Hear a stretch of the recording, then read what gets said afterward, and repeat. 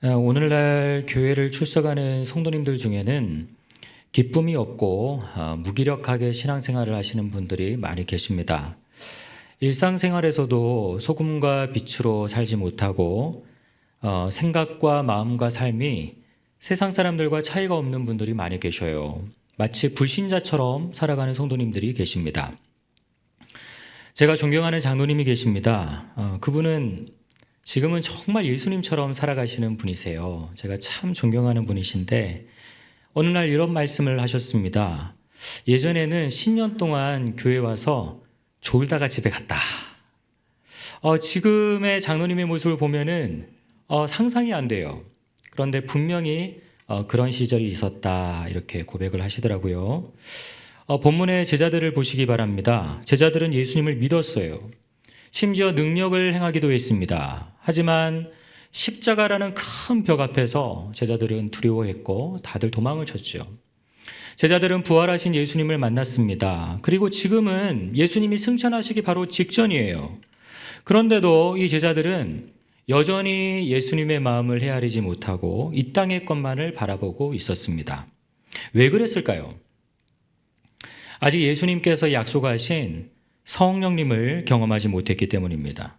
성령 하나님의 권능을 체험하지 못했기 때문이에요. 그랬기 때문에 이 제자들은 믿음은 있었지만 여전히 세상만 바라보는 수준에 머물러 있었던 것입니다. 본문에서 예수님은 이렇게 말씀하십니다. 예루살렘을 떠나지 말고 내게서 들은 바 아버지께서 약속하신 것을 기다리라. 요한은 물로 세례를 베풀었으나 너희는 몇 날이 못되어 성령으로 세례를 받으리라. 아멘. 우리 예수님께서 아주 중요한 말씀을 하셨어요. 성령으로 세례를 받으라. 우리 한번 따라해 보실까요? 성령으로 세례를 받으라. 성령으로 세례를 받으라. 네. 오늘 본문에서 말씀하시는 성령의 세례는 오순절 날에 이 초대교회 공동체 가운데 이 성령님께서 충만하게 임하신 사건을 의미합니다. 역사 가운데서 한 번만 일어난 일이에요. 오늘 우리에게 적용시키면은 성령 하나님의 강력한 임재하심을 경험하는 것이죠. 이미 성령님께서 우리 안에 내주하고 계십니다. 우리와 함께하고 계세요. 그 성령 하나님을 분명하게 인식하고 그 임재 가운데서 우리의 마음과 우리의 삶이 새롭게 되는 것입니다. 신학자 존 플래처는 이렇게 말했어요. 모든 그리스도인에게는 자기의 오순절이 있어야 한다. 우리 성도 여러분들은 어떠하실까요? 예수님을 주님으로 믿으셨다면 여러분 안에 성령님이 계셔요. 이미 성령을 받으셨습니다. 하지만 우리가 세례식을 받았잖아요. 마치 세례식처럼 분명하게 인식되는 성령님의 임재하심을 경험한 적이 있느냐라는 것입니다. 여러분의 삶에 분명하게 각인되는 은혜의 사건이 있었느냐, 여러분만의 오순절이 있느냐라는 것입니다.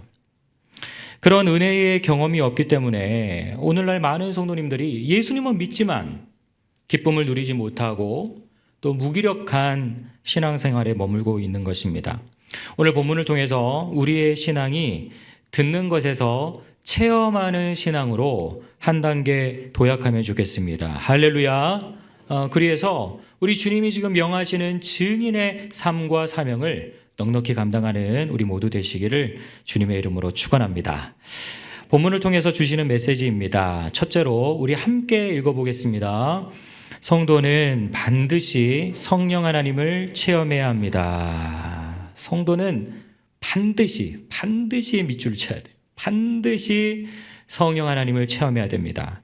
우리 장로교가 속한 개혁교회는 이 성령의 세례를 예수님을 믿을 때 받은 것으로 이해합니다. 우리가 유대인이나 헬라인이나 종이나 자유인이나 다 한 성령으로 세례를 받아 한 몸이 되었고 또 한 성령을 마시게 하셨느니라. 예수님을 믿을 때 성령의 세례 또한 같이 받게 된다는 거예요. 주도 한 분이시요 믿음도 하나요 세례도 하나요. 세례가 다른 것이 아니고 이 성령의 세례, 우리 모두가 성령의 세례를 받았다라는 거예요. 예수님을 믿은 사람은 성령의 세례를 받은 줄 믿습니다. 성령을 받은 사람이라고 할 수 있어요. 그런데 목회 현장에서 보면은 분명히 예수님을 믿고 이 성령 하나님께서 그 안에 내주하심에도 불구하고 성령님을 받지 못한 것처럼 살아가는 분들이 많이 계셔요. 왜 그럴까요? 앞서 말씀드렸던 성령의 충만함을 경험하지 못했기 때문이에요. 지금도 살아계시는, 생생하게 살아계시는 하나님을 체험하지 못했어요. 나를 향한 하나님 아버지의 마음을 느껴본 적이 없어요. 죄에 대해서도 철저하게 인식해 본 적이 없습니다. 그렇기 때문에 회개를 하려고 해도 회개를 할 수가 없어요.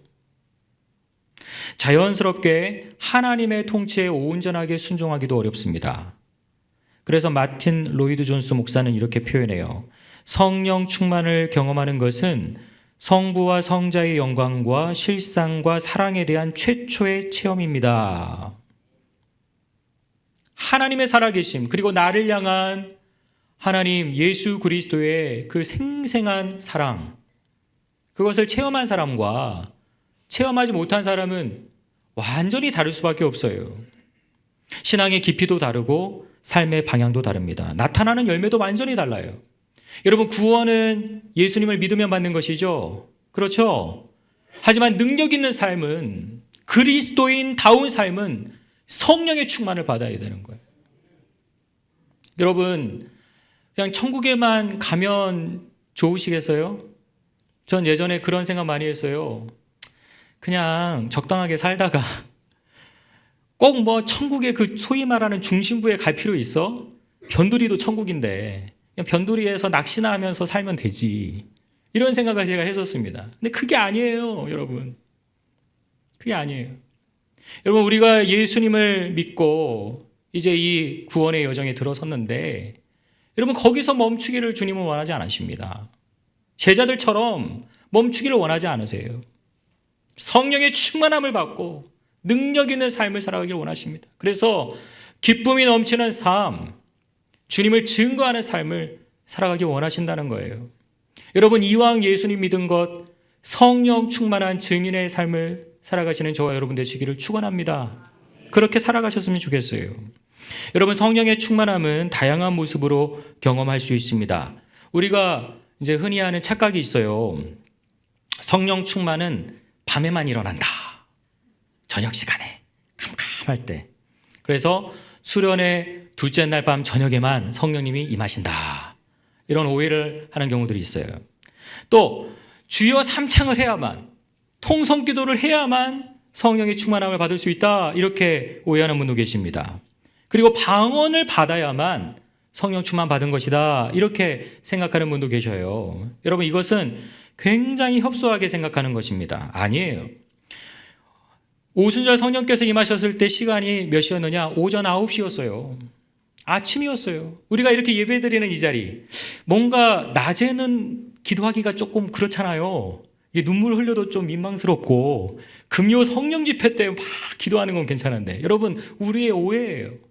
성령님은 오전 9시에 강림하셨습니다. 한 집사님이 계셔요. 이분은 모태신앙이었습니다. 할아버지, 외할아버지가 목사님이셨어요. 그런데 오랫동안 교회를 떠나 있었습니다. 나중에 어떤 계기로 교회를 출석하게 되었는데 마당만 밟는 신앙을 이어갔어요. 어느 날 아버지, 육신의 아버지가 소천하시고 집에 왔는데 갑자기 이런 생각이 들더랍니다. 지금쯤 아버지가 천국에서 나를 보고 계시겠지? 그 순간 하나님께서도 나를 보고 계셨겠네? 하나님께서도 나를 보고 계셨겠네? 하나님의 살아계심이 너무나도 분명하게 인식이 되더라는 거예요. 그러면서 동시에 이전에 경험해보지 못했던 거룩한 두려움을 느끼게 되었다고 합니다. 그때 처음으로 회개가 터져 나오더라는 거예요. 진정한 회개가. 그래서 그때부터 몇 달 동안 회개하는 시간을 가졌대요. 여러분, 이것이 바로 성령 충만을 경험한 사건이에요. 이게 바로 성령 충만이에요. 하나님의 살아계심을 체험한 거예요. 뭐 이분이 통성기도를 한 것도 아니에요. 예배의 자리도 아니었었어요. 그런데 하나님께서 강권해서 그의 영혼을 만져주신 것이죠. 전도자 무디도 비슷한 경험을 했습니다. 어느 날 오후에 도시의 한 거리를 걸어가고 있는데 갑자기 하나님의 영광이 임한 거예요. 하나님의 임재가 임한 거예요. 그래서 그것을 압도적으로 인식하게 되었습니다. 그의 막 몸이 으스러질 정도로 하나님의 강력한 임재하심을 경험하게 돼요. 그래서 두 손을 맞잡고 하나님 제발 멈춰주세요 이렇게 요청할 정도의 강력하신 하나님의 살아계심을 체험했다는 거예요. 하나님의 살아계심에 대한 인식, 나를 향한 하나님의 그 긍휼의 마음, 또 빛 가운데 드러난 나의 죄악된 모습, 또 하나님 주시는 소망. 여러분, 이러한 체험은 말로 표현할 수 없는 놀라운 경험이에요. 여러분, 이 자리에 계신 여러분들 이러한 체험이 있으십니까? 이러한 체험이 있으세요? 지금도 분명하게 살아계신 하나님, 나를 향한 하나님의 사랑에 대한 체험이 있느냐? 여러분, 이것이 없는 분들은 참 존경스럽습니다. 어떻게 이게 없는데도 교회에 나오실 수가 있어요? 여러분, 이것을 우리가 체험해야 돼요. 성도라면 인생에 한 번쯤은 이러한 하나님에 대한 분명한 체험이 있어져야 됩니다. 물론 모든 사람의 체험이 똑같지 않아요. 하나님께서는 우리 각자에게 맞는 방법으로 임하십니다. 어떤 사람은 강렬하게 임하시고 어떤 사람은 조용하지만 분명하게 임하시죠. 중요한 것은 성령님의 임재를 통해서 우리의 마음과 삶이 실제로 변화된다라는 거예요. 아직 없으신 분들은 살아계신 하나님, 나를 향한 하나님 아버지의 사랑을 선명하게 체험하는 그러한 은총의 역사가 있기를 주님의 이름으로 축원합니다. 간절히 사모하는 영혼에게 하나님이 선물 주세요. 그냥 받기도 하지만요, 나는 신앙생활 10년 하고 20년 하고 그래도 아무런 체험이 없어요. 이런 분들은 사모하시기 바랍니다. 사모하시기 바랍니다.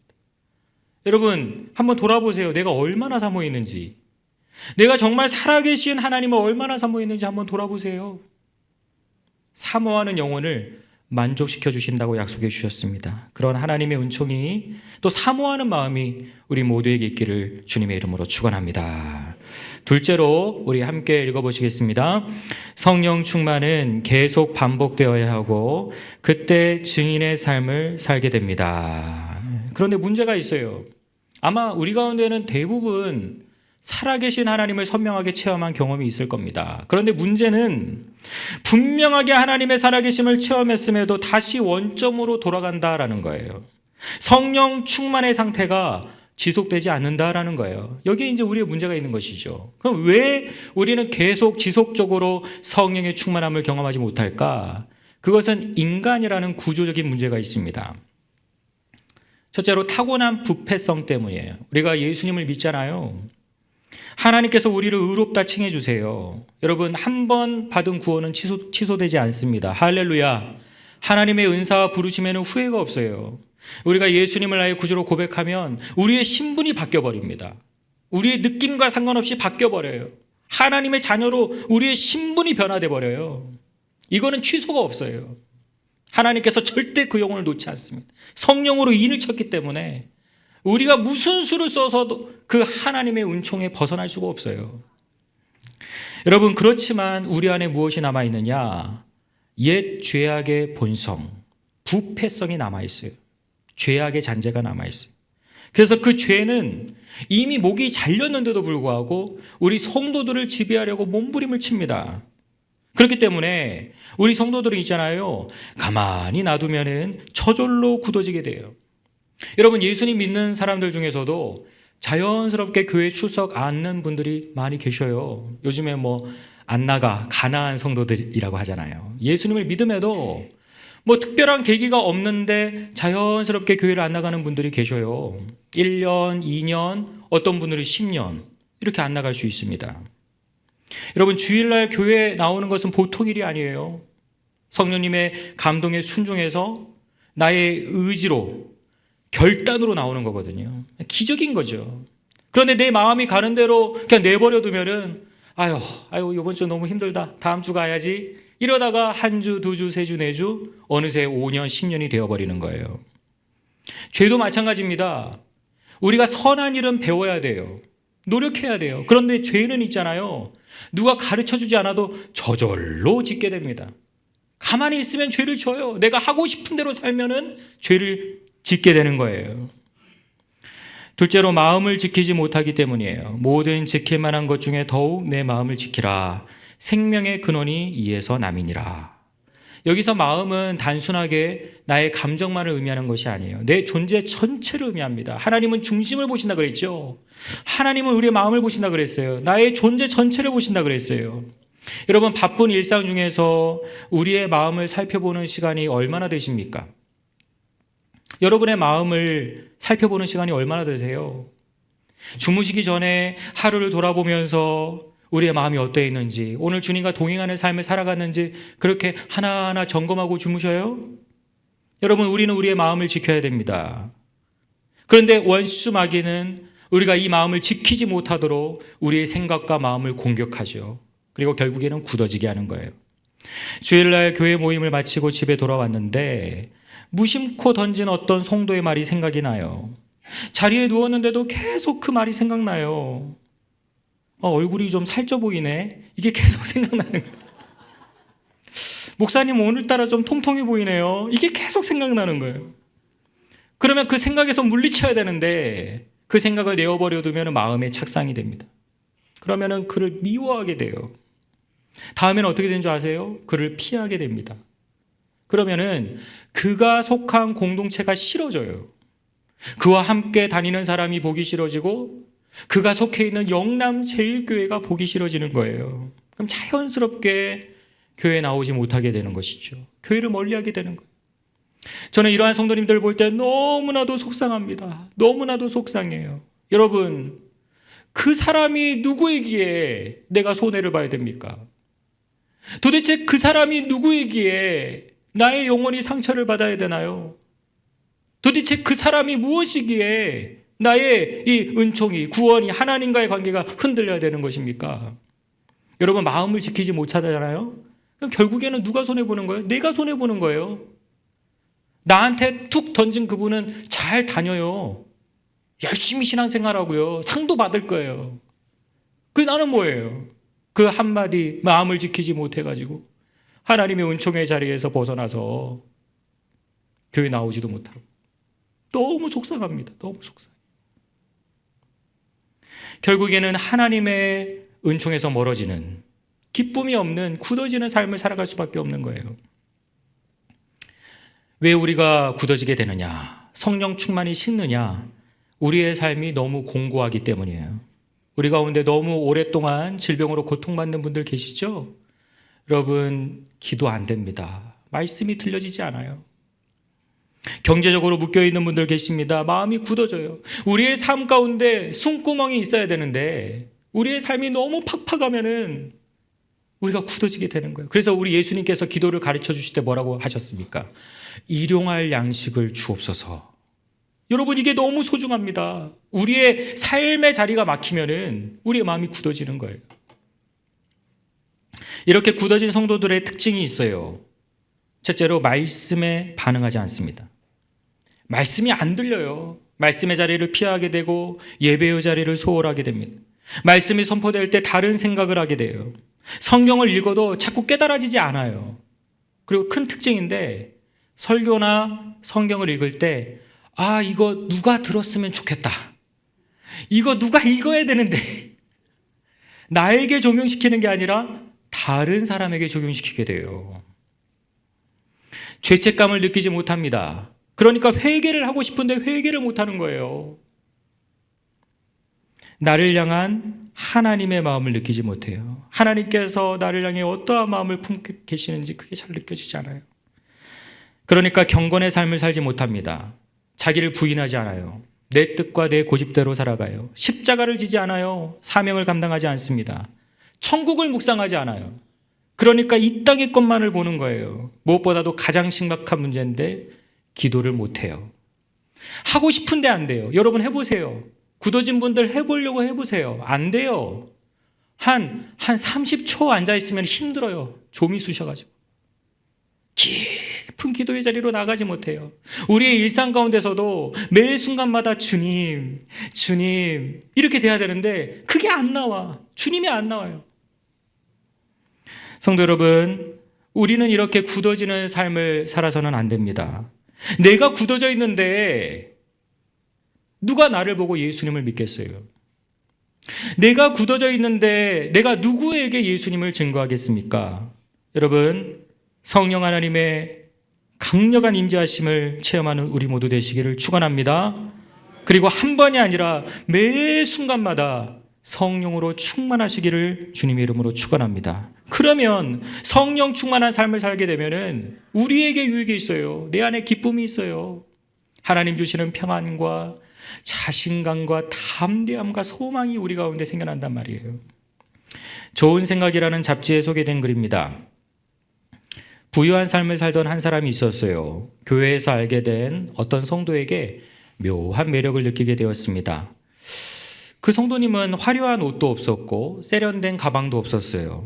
그런데 언제나 얼굴에는 화사한 미소가 있었고 당당함이 있었어요. 주눅들지 않는 당당함, 그리고 여유가 있었습니다. 서로 가까워지게 되자 각자의 집에 초대하게 되었어요. 그 부유한 분의 집은 넓고 좋았겠죠. 그분을 초대해서 좋은 시간을 가졌습니다. 며칠 후에 성도님의 초대를 받아서 갔는데 아주 작은 집이었어요. 그 성도는 자신의 집을 부끄러워하지 않고 감자 삶은 것 같은 그런 소박한 간식을 내오면서 환대를 했어요. 교제하는 시간이 참 즐거웠다고 합니다. 그렇게 교제하고 돌아오는데 이 부유한 분이 갑자기 자신의 모습이 부끄러워졌다는 거예요. 많이 가졌잖아요. 그런데도 더 가지지 못해서 불안하고 또 남들 시선을 신경 쓰느라 마음이 편할 날이 없었는데 그런 자신의 모습이 너무나도 초라하게 느껴졌다라는 거예요. 나는 모든 것을 가졌지만 늘 가난했고 저 사람은 아무것도 가진 게 없으나 세상에서 가장 부유한 사람이구나. 이것이 신앙의 힘인가? 제가 20년 전에 읽었던 글이에요. 좋은 생각은 세상의 잡지인데 이게 신앙의 힘인가? 이게 제게 탁 와닿았어요. 성도 여러분, 오늘 본문에서 예수님은 우리에게 증인의 삶을 살아가라 말씀하십니다. 우리 함께 읽어보겠습니다. 오직 성령이 너희에게 임하시면 너희가 권능을 받고 예루살렘과 온 유대와 사마리아와 땅끝까지 이르러 내 증인이 되리라 하시니라. 아멘. 우리에게 증인으로 살아가라 말씀하고 계세요. 그러면은 이 세상 가운데서 어떻게 우리가 주님의 증인이 될 수 있을까? 오늘 본문에 답이 있습니다. 권능을 받아야 된다는 거예요. 성령님이 주시는 권능을 받을 때 우리는 증인이 될 수 있고 증인의 삶을 살 수 있다라는 거예요. 정리하면은 성령님이 주시는 권능이 무엇이냐? 성도를 증인되게 하는 권능이에요. 혹자는 성공한 모습을 보여주는 것이 증인이라고 합니다. 여러분, 그런데요, 우리 크리스찬이 성공해서 성공한 모습을 보여주면 그것이 감화 감동이 될까요? 여러분, 세상에는 믿지 않은 분들이 훨씬 더 부유한 삶을 살아갑니다. 이 세상에서 잘 살기 위해서는 세상의 질서대로 살아가야 돼요. 구약시대 족장들을 제외하고 대부분의 성도들은 가난하게 살았어요. 세상의 법이 아닌 하나님 나라 질서대로 살아갔기 때문에 부유한 삶을 살아가기가 어려웠던 것이죠. 여러분, 성공을 추구하는 이 세상 속에서 그러한 문화에 휩쓸리지 아니하고 자신을 지켜 거룩한 구별된 삶을 살아갈 때 오히려 세상은 감동하는 거예요. 앞서 말씀드렸던 그 사람처럼 감동하는 거예요. 아니, 저 사람은 가난한데 어떻게 저렇게 당당할 수 있는가? 어떻게 저렇게 담대할 수 있는가? 어떻게 저렇게 기쁨이 넘치는가? 나는 집이 5채가 있어도 이렇게 불안한데 어떻게 저 사람은 저렇게 평안을 누리는가? 이것이 감동을 주는 거예요. 저는 제 자녀가 세상에서 부자로 살기 원치 않습니다. 물론 부자가 되면 좋겠죠. 하지만 하나님을 경외하며 그의 길을 걷는 자녀가 되기를 소망합니다. 성령 충만하길 원해요. 여러분, 그게 복이에요. 성령 충만할 때 주님이 주시는 기쁨을 누리고 증인의 삶을 살아갈 수 있어요. 자, 마지막으로 우리 함께 읽어보시겠습니다. 복음을 증거하는 삶을 살아가는 존재가 증인입니다. 실제로 우리는 복음을 증거하는 삶을 살아야 돼요. 우리 교회는 다양한 분들이 모여 계십니다. 여러분, 이것이 얼마나 큰 축복인지 몰라요. 어떤 교회는 부유한 분들만 모여 계셔요. 어떤 교회는 특정한 직업군만 모여 계셔요. 여러분, 이것은 하나님께서 그렇게 기뻐하지 않으세요? 부한 사람, 가난한 사람, 지식인, 무학인, 성별과 나이와 인종을 초월해서 다양한 사람들이 모여 함께 하나님을 예배하는 것을 하나님 너무나도 기뻐하십니다. 우리 교회가 그런 교회죠. 인종까지 초월해서 함께 예배드리는 교회 아니에요? 얼마나 귀한지 몰라요. 우리 성도님들, 학교와 학원과 공부방에서 다양한 과목을 가르치는 선생님들이 계십니다. 공직에 있는 분도 계시고 행정직에서 일하는 분도 계셔요. 회사원도 있습니다. 대학 교수님, 의사 선생님, 간호사 선생님들 계십니다. 상담실을 운영하거나 음악학원을 하시는 분도 계세요. 크고 작은 사업을 하시는 분, 운전을 하시는 분, 미용실과 네일샵을 하시는 분, 건물을 임대하시는 분, 식당과 카페를 운영하시는 분도 계셔요. 청소를 하거나 폐지를 줍는 분도 계십니다. 주부로 자녀를 양육하고 가정을 돌보는 분도 계세요. 제가 부러워하는 분인데 이제 은퇴하시고 운동하시면서 편안하게 보내는 분도 계십니다. 평생 노력한 분복을 누리시는 거죠. 저도 그런 날이 오기를 기도하고 있어요. 여러분, 이렇게 서로 다른 자리에서 다른 삶의 무게를 살아가는 분들이 함께 모여 예배드리는 것이 얼마나 귀한지 몰라요. 요즘에는 우리 사회도 많이 변했습니다. 예전에는 직업을 나눴잖아요. 귀천이 있었잖아요. 그런데 그러한 시선이 사라지고 또 손으로 수고하는 분들의 가치가 높임 받는 그러한 시대를 우리가 살아가고 있어요. 참 감사한 변화입니다. 우리나라가 선진국이 되어가고 있다는 증거예요. 얼마 전에 아내와 아들이 길을 가는데 노인 일자리 사업으로 공원에서 풀을 뽑는 분들이 계셨습니다. 아들이 물었어요. 엄마, 저 사람들은 왜 풀을 뽑는 거야? 아내가 대답했습니다. 저 일을 하면 돈을 벌 수 있어. 아들이 또 물었습니다. 그럼 저거 하면 얼마나 벌어? 아내가 대답했습니다. 글쎄, 시간이 길지 않아서 하루에 한 3만 원, 5만 원 버실걸? 그랬더니 아들이 말했어요. 그래? 그럼 엄마도 저거 해. 하나님께서 우리에게 다양한 지경을 허락해 주셨어요. 참으로 다양한 지경을. 여러분, 그 자리에서 잘 먹고 잘 살라고만 주신 게 아니에요. 하나님의 영광, 하나님의 아름다움을 드러내라. 우리에게 그 자리를 허락하셨습니다. 그리고 그곳에 있는 잃어버린 영혼들을 주님께로 인도하라고 우리에게 그 지경을 맡기신 거예요. 여러분, 의사는 의사가 전도하기 쉽습니다. 학교 선생님은 선생님이 전도하기가 쉬워요. 청소하는 분들은 청소하는 분이 전도하기가 쉽습니다. 여러분, 각자의 자리에서 하나님께서 맡겨주신 영혼들을 품고 전도하라고 그 자리에 우리를 세워주신 거예요. 말씀을 맺겠습니다. 오늘 본문 말씀은 그동안 우리가 어떻게 이해를 했느냐, 땅끝까지 전도해라, 이렇게만 이해를 했어요. 여러분, 그렇게만 보면은 이 말씀을 축소해서 보는 것입니다. 그게 전부가 아니에요. 전도하기 이전에 예수님의 삶을, 예수님의 인격을 재현하는 증인이 되라, 우리에게 명하고 계신 것입니다.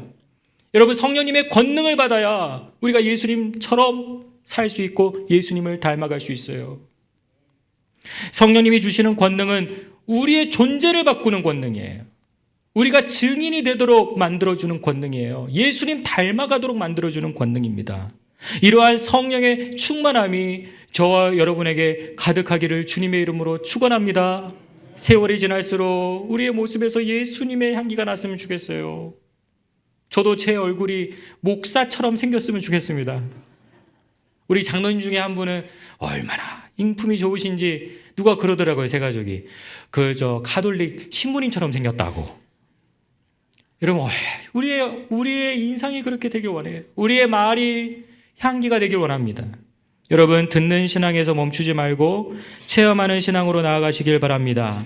성령님을 체험하시길 바랍니다. 성령으로 충만하시길 바랍니다. 증인으로 살아가시길 바랍니다. 그리고 삶의 자리에서 복음을 증거하시길 바랍니다. 사모하고 구하는 자에게 성령의 충만함을 주시고 증인의 삶을 살아가게 될 줄 믿습니다.